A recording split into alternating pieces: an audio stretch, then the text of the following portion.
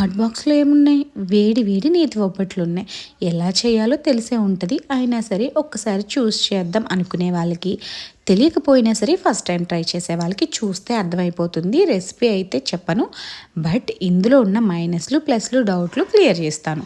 First మనం base కలుపుకునేటప్పుడు మైదా పిండిలో నెయ్యి సాల్ట్ వేసి కలుపుకుంటే బాగా వస్తుంది. అండ్ మనం కలిపే విధానంలోనే బేస్ ఎంత మెత్తగా ఉంటుంది అనేది ఆధారపడి ఉంటుంది.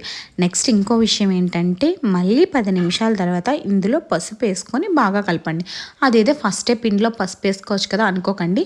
2 సార్లు కలపడం వల్ల బేస్ మెత్తగా ఉంటుంది. శనగపప్పు కుక్కర్ పెట్టే 1 అవర్ ముందే నానబెట్టుకోండి.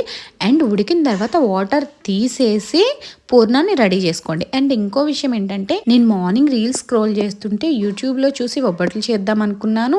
ఇంత పలచగా అయిపోయింది, ఇప్పుడు దీన్ని కప్పుల్లో వేసి తాగమనాలా ఏంటి అని ఒక ఆవిడ అనటం విన్నాను. అది మీ మిస్టేక్ అనండి. ఎందుకంటే బెల్లం యాడ్ చేశాక ఆ వాటర్ వల్ల పలచగా అవుతుంది. టెన్షన్ పడకుండా హై ఫ్లేమ్లో పెట్టి తిప్పుకుంటూ ఉంటే గట్టి పడుతుంది.